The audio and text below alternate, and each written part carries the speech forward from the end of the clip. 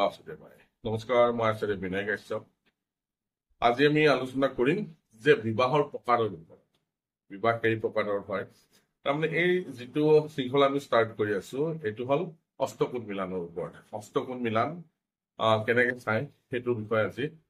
এই শৃংখলাটোত আমি আলোচনা কৰিম তাৰ আগতে জানিব লাগিব যে বিবাহৰ প্ৰকাৰ কেই প্ৰকাৰ হয় আৰু বিবাহৰ কিমান ধৰণৰ প্ৰকাৰ আছে কোনটো বিবাহ কিহত পৰে হেতু আমি জানিব লাগিব ঠিক আছে আহক শৃংখলা বেছি দেৰি নকৰো আৰম্ভ কৰো টোটেল 8 প্ৰকাৰৰ বিবাহ আছে মনত ৰাখিব 8টা প্ৰকাৰৰ ইয়াৰ ভিতৰত হল প্ৰথম ব্ৰহ্ম বিবাহ দেৱ বিবাহ অৰ্ফ বিবাহ প্ৰজাপতি বিবাহ অসুৰ বিবাহ গন্ধৰ্ব বিবাহ আৰু ৰাক্ষস বিবাহ আৰু পৈশাচ বিবাহ মানে পিশাচ বিবাহ বুলি কয় ইয়াৰ ভিতৰত কিছুমান বিবাহ ঘৰৰ সন্মতি ভাৱে কৰোৱা হয় আৰু কিছুমান বিবাহ লৰা বা ছোৱালী নিজৰ মন মৰ্জি মতে কৰোৱা হয় আহক প্ৰথমতে আমি ব্ৰহ্ম বিবাহৰ বিষয়ে জানো ব্ৰহ্ম বিবাহ হয় কন্যাৰ পিতাই ঠিক আছে যেতিয়া কোনো ছোৱালী এজনী ডাঙৰ হয় তেতিয়া কন্যাৰ পিতাকে কি কৰে অন্য বৰৰ পিতাকক মাতি আনি ছোৱালী দেখুৱাই তাৰ পিছত বিবাহ প্ৰস্তাৱ দিয়ে আৰু সেই তেওঁলোকৰ যদি মান্তি হয় সন্মত হয় বা লৰাই ছোৱালীক পছন্দ কৰে বা ছোৱালী লৰাক পছন্দ কৰে বা ঘৰৰ মাজত যদি তেওঁলোকৰ ভাৱ বিনিময় ভাল হয় তেনেহলে তাক ব্ৰহ্ম বিবাহৰ অন্তৰ্গত ধৰা হৈছে আৰু এই ব্ৰহ্ম বিবাহত কি হয় সদায় সুফল পোৱা দেখা যায় ক'ব গ'লে এইটো এক প্ৰকাৰৰ এৰেঞ্জ মেৰেজ হয় তাৰপিছত আহিল দেৱ বিবাহত কি হয় যেতিয়া ল'ৰা ছোৱালী বিয়া ঠিক হয় তেতিয়া কন্যাৰ পিতাকে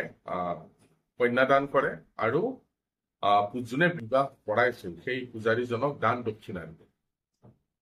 দক্ষিণা দি ছোৱালীক ল'ৰাৰ ঘৰত বিদায় দিয়ে তাক দেৱ বিবাহ বুলি কোৱা হয় নেক্সট হল অৰ্ফ বিবাহৰ কি হয় যে ল'ৰাৰ পছন্দ মতে বিয়া কৰোৱাৰ কাৰণে কি হয় কন্যাৰ পিতাকক ধন দিবলগীয়া হয় ইয়াতে ফোৰ্চফুলি নহয় যদি কন্যাৰ পিতাকে যদি কয় নাই মই ছোৱালী বিয়া নিদিওঁ আপোনাৰ লগত তেনেহলে লৰাই কোনো ধৰণৰ ফোৰ্চ কৰিব নোৱাৰে কিন্তু লৰাৰ পছন্দ হল ছোৱালীয়ে লৰাক চিনি নাপায় আৰু বা ভালো নাপায় তেনে ক্ষেত্ৰত যদি লৰাই আগবাঢ়ি যায় পিতাকক কয় আপোনাৰ ছোৱালী মোৰ পছন্দ হৈছে আৰু আপোনাৰ ছোৱালীক মই বিবাহ কৰাব বিচাৰো তাৰ বিনিময়ত লৰাৰ কন্যাৰ পিতাকক কিছু ধন দিব লগা হয় গৰু গাই দান দিব লগা হয় তাৰপিছত যদি কন্যাৰ পিতাক মান্তি হয় তেনেহলে তেওঁ বিয়াৰ বাবে সন্মতি দিয়ে ইয়াক অৰ্ফ বিবাহ বুলি কোৱা হয় তাৰপিছত হল প্ৰজাপতি বিবাহ কি হয় কন্যাৰ পিতাকক কি কৰি অৱগত কৰাব লাগে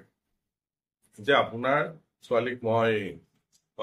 পছন্দ হৈছে মোৰ আৰু আপোনাৰ ছোৱালীক মই বিবাহ কৰিব বিচাৰো আৰু যদি পিতাকৰ সন্মতি হয় তেনেহলে এই বিবাহত মোহৰ লাগি যায় যাক প্ৰজাপতি বিবাহ বুলি কোৱা হয় আজিকালি প্ৰায় প্ৰজাপতি বিবাহ হোৱা দেখা পোৱা তাৰপিছত হল অসুৰ বিবাহ হল কি কন্যাৰ পিতাকক ডাইৰেক্টলি ধন দিয়া হয় যে আপোনাৰ ছোৱালীক মই বিয়া পাতিম এইখিনি টকা আপোনাক দিলো তাৰ বিনিময়ত কন্যাৰ পিতাকে একো নাভাবি নিচিন্তি ছোৱালীজনীক ল'ৰাটোৰ লগত বিয়া দি দিয়ে তাক অসুৰ বিবাহ বুলি কোৱা হয় ইয়াত এক প্ৰকাৰৰ ফোৰ্চ অৱলম্বন কৰা হয় এক প্ৰকাৰৰ শক্তি অৱলম্বন কৰা হয় তাৰপিছত আহিল গন্ধৰ্ব বিবাহ কি হয় প্ৰেম প্ৰীতি যদি কোনো এটা ল'ৰা আৰু ছোৱালীৰ মাজত ভাল পোৱা ভাৱ থাকে তেওঁলোকে সেই ভাল পোৱাটোক এটা স্থায়ী নাম দিব বিচাৰে বিবাহত আৰু তেওঁলোকে বিবাহ কৰে তাক গন্ধৰ্ব বিবাহ বুলি কোৱা হয় তাৰপিছত আহিল ৰাক্ষস বিবাহ হয় কি যে কোনো এজন ব্যক্তিয়ে ঠিক আছে বৰে কি কৰে কন্যাক জোৰ কৰি উঠাই লৈ আহে ঠিক আছে জোৰ কৰি অপহৰণ কৰি লৈ আহে তাৰপিছত বিবাহ কৰে ইয়াত কন্যাৰ দেউতাকৰ মাকৰ বা কন্যাৰ নিজৰ কোনো সন্মতি নাথাকে কিন্তু অপহৰণ কৰি লৈ আনি বিয়া পাতে আজিকালি ভাৰতবৰ্ষত বহুত জেগাত এনেকুৱা ধৰণৰ ঘটনা আমি শুনিবলৈ পাওঁ এইবিলাকক কোৱা হয় ৰাক্ষস বিবাহ য'ত সম্পূৰ্ণ ফোৰ্চ দেখা পোৱা যায় তাৰপিছত হল পিশাচ বিবাহ মানে পৈশাচ বিবাহ বুলি কোৱা হয় ইয়াক কি হয় কন্যাক লোভ দেখুৱায় নানা ধৰণৰ লোভ দেখুৱায় যে ৰাণীৰ নিচিনা ৰাখিম টকা পইচা অজস্ৰ হব তোমাৰ যি ভাল লাগে তাকে দিব তুমি কৰিব পাৰিবা খালি মোৰ লগত বিয়া হৈ যোৱা ঠিক আছে তেনেকুৱা লোভ দেখুৱাই প্ৰলোভন দেখুৱাই যিটো বিয়া পতা হয় তাক পৈশাচ বিবাহ বুলি কোৱা হয় বা পিশাচ বিবাহ বুলি কোৱা হয় এই বিবাহবিলাকৰ গোটেই সোপা বিবাহে একোটা প্ৰকাৰ হয় কিন্তু ঘৰৰ সন্মতি অবিহনে বিয়া পাতাটো শাস্ত্ৰসন্মত নহয়। যিখন বিয়াত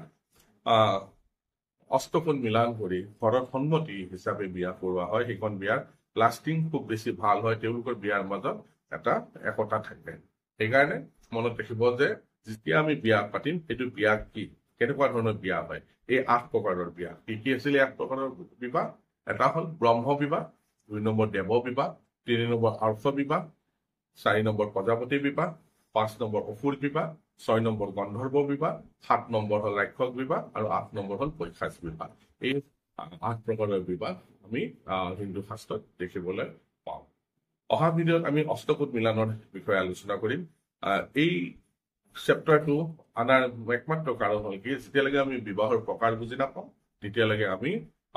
অষ্টকোণ মিলন কেনেকে কৰিব লাগে, কিয় কৰিম, সেইটো আমি বুজি পাবলৈ সক্ষম নহওঁ। সেইকাৰণে আজিৰ ভিডিঅ'ত আমি বিবাহৰ প্ৰকাৰৰ বিষয়ে জানিলো। আশা কৰো এই ভিডিঅ'টো আপোনালোকক অলপ হ'লেও ইনফৰমেশ্যন দিব বিবাহৰ কাৰণে। যদি মোৰ ভিডিঅ' চাই ভাল লাগে তেনেহ'লে লাইক কৰিব, শ্বেয়াৰ কৰিব, ছাবস্ক্ৰাইব কৰিব নাপাহৰিব। ধন্যবাদ।